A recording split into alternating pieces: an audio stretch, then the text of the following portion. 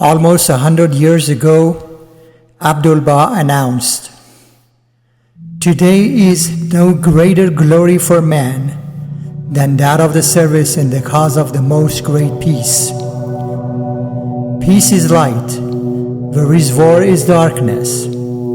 Peace is life, war is death. Peace is guidance, war is error. Peace is a foundation of God, war is satanic institution. Peace is the illumination of the world of humanity. War is the destroyer of human foundations." When we consider outcomes in the world of existence, we find that the peace and fellowship are factors of upbuilding and betterment, whereas war and strife are the cause of destruction and disintegration. These were the words of Abdul-Baha, meaning the servants of glory. Today, the 26th of November 2011, we are also celebrating the establishment of the Baha'i World TV almost 2 years ago. And today we are also very happy and joyful to launch the new website of the Baha'i World TV. The Baha'i World TV and the Baha'i World Vision reflects the effort of a global community who strive through education, service, art, science, music, and social activities to foster and promote Baha'u'llah's world vision. The TV selections are diverse and resourceful, and programs produced by a community at large around the world with a universal vision to make a better world for all humanity. In the words of Universal House of Justice, "Praise be to God. We are living in this most radiant century wherein human perceptions have developed and investigations of real foundations characterize mankind. Individually and collectively, man is proving and penetrating into reality of outer and inner conditions. We like to extend our gratitude and appreciation to all contributors and viewers of the Baha'i World TV. And thank you for watching BWTV and a special program for the Day of Covenant.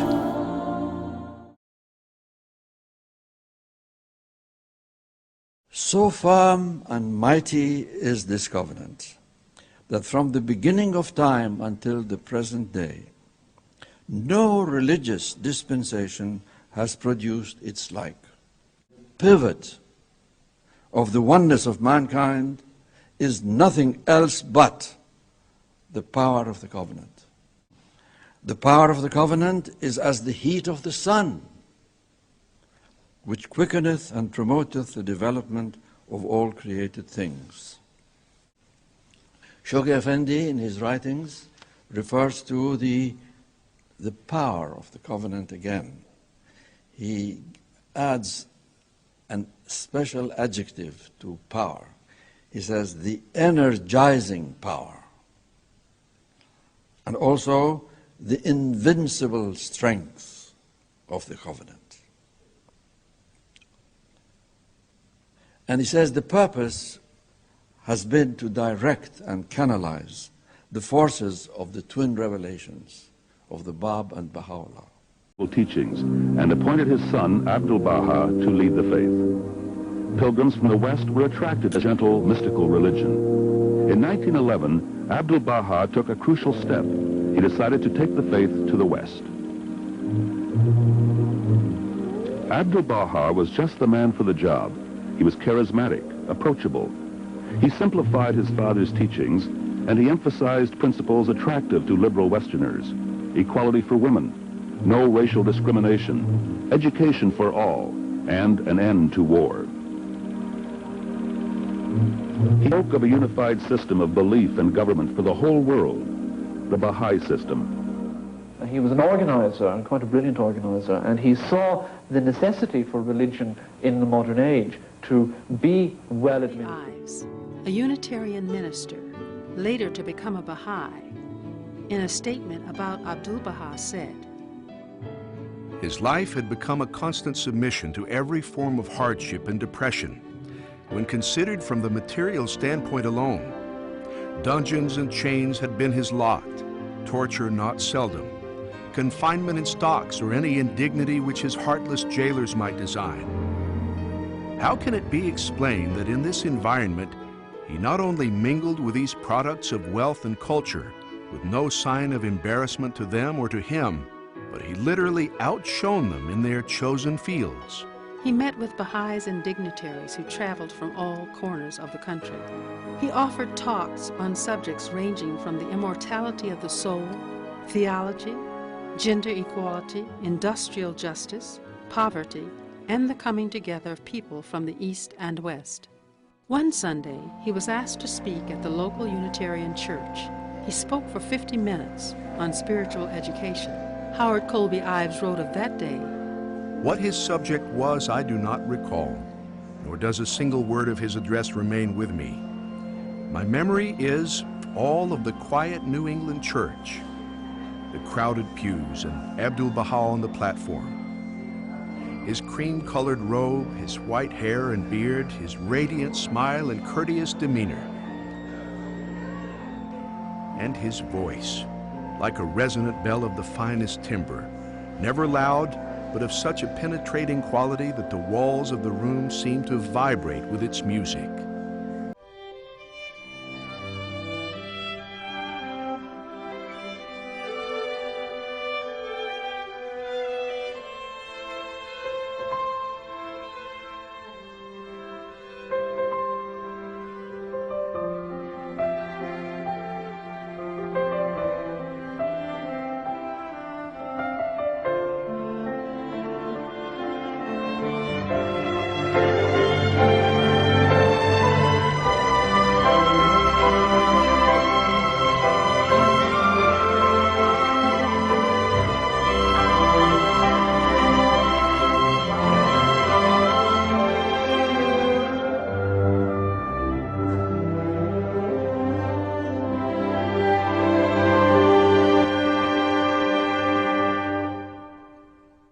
Is in all religions, the lesser covenant, about successorship.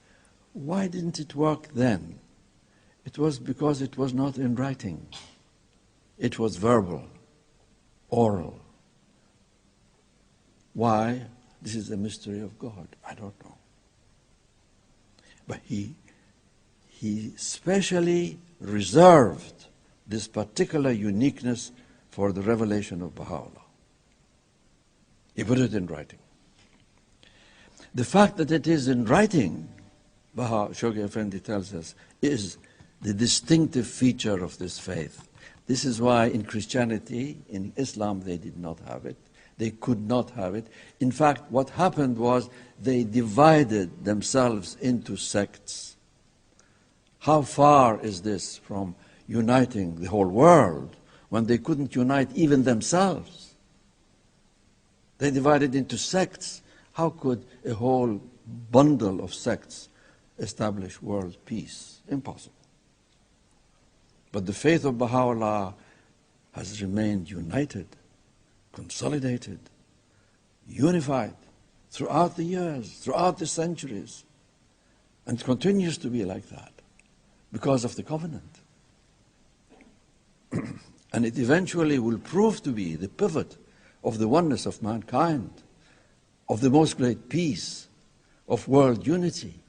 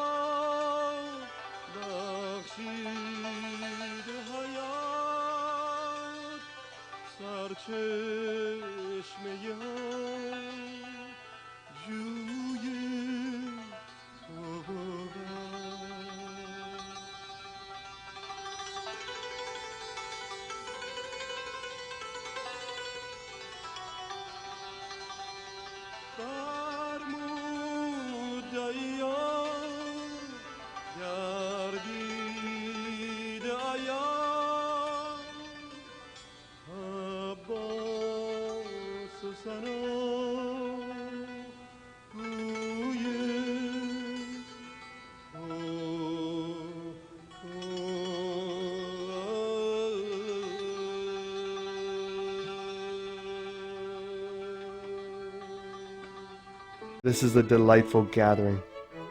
You have come here with sincere intentions, and the purpose of all present is the attainment of the virtues of God. The desire of all is unity and agreement. Such gatherings as this have no equal or likeness in the world of mankind, where people are drawn together by physical motives or material interests. Rejoice, for the angels of heaven are your assistants and helpers. Rejoice, for Baha'u'llah is your protector. Rejoice, for the glory everlasting is destined for you.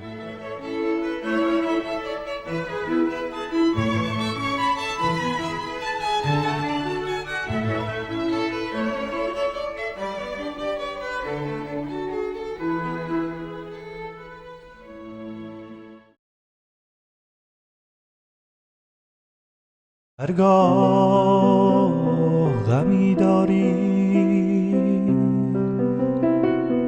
آزار میبینی به شما جفا میکنند و ستم روا میدارند شما بزرگوار و دلیر و مهربان باشید و این مناجات را با عبدالبها در میان نهید.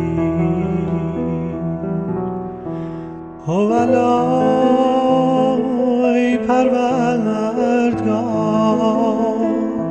بی کسم و بی نفس خاشاکم و خس ضعیفم و بس تویی فریاد